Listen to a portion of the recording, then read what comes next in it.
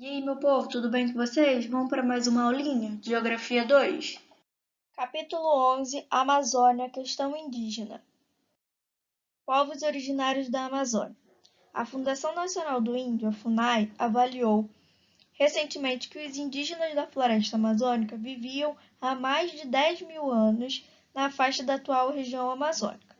O quantitativo indígena da chamada Amazônia pré-colombiana incluía um número de 1 a 10 milhões de ocupantes da região, cerca de 180 línguas, excluindo-se os que vivem afastados da sociedade. O idioma mais falado hoje é o português, entretanto, até o século XVIII foram incluídos na língua portuguesa termos em tupi-guarani, como canoa, mandioca, milho, pirão, beiju, paçoca. Então, em relação à organização, as tribos seminômades de caçadores-coletores tinham uma forma própria de estruturar a vida. Uma das ações mais comuns que incluía a partilha dos objetos de acordo com o interesse de cada aldeia, harmonizando a divisão do trabalho entre as tribos.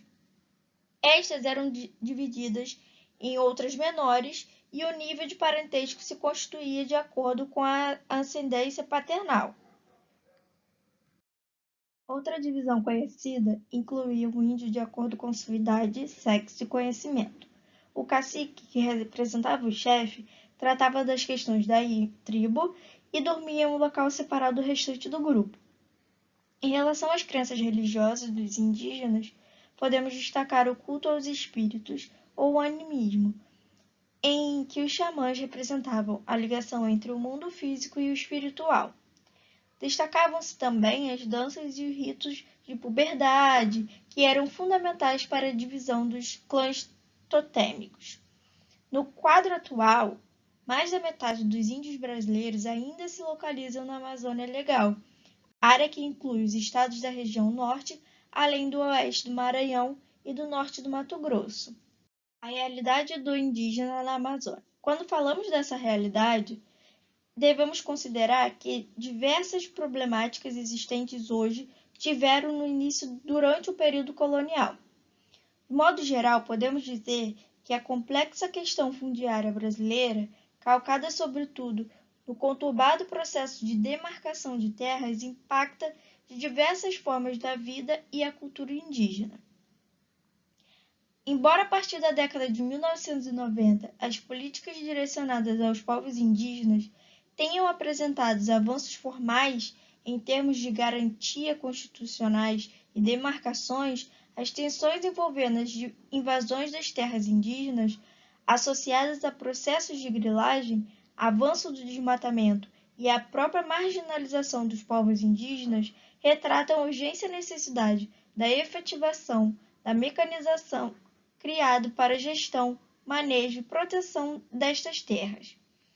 Com o acirramento dos conflitos, aumentaram também as mobilizações de grupos indígenas que têm como pautas centrais reivindicações pela posse de terras e por garantia de seus direitos.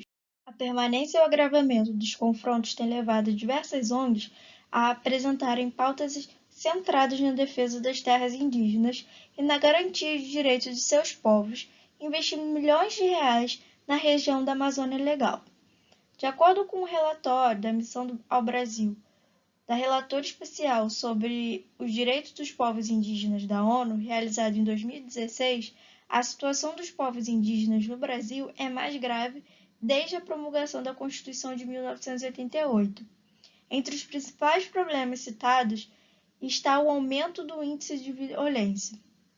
Diante desse quadro e de um cenário de crise política, observamos a marcante polarização da sociedade que se divide em duas diferentes perspectivas.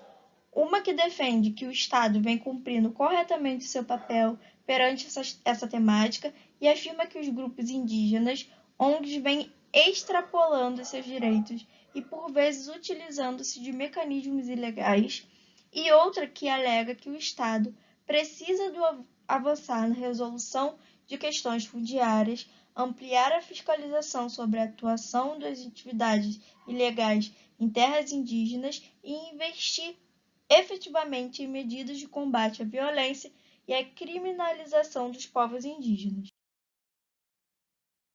as reservas indígenas e o desenvolvimento sustentável. No Brasil, para se entender a demarcação das terras indígenas, é necessário rever a definição de alguns conceitos jurídicos que foram materializados na Constituição Federal de 1988. A definição dessas terras ocupadas pelos índios encontra-se no parágrafo 1º do artigo 231 da Constituição Federal. São aquelas que, por eles habitadas em caráter permanente, as utilizadas para as atividades produtivas, as imprevisíveis e a preservação do recurso ambiental necessário ao seu bem-estar e as necessárias à sua reprodução física e cultural, segundo os seus usos, costumes e tradições. Dessa forma, as reservas indígenas funcionam como importantes instrumentos de defesa da biodiversidade e do uso sustentável dos ecossistemas, formando assim espaços de conservação da natureza, dos aspectos culturais e do desenvolvimento social. E é isso, meu povo. Façam os exercícios, dúvidas, escrevam nos comentários e até a próxima.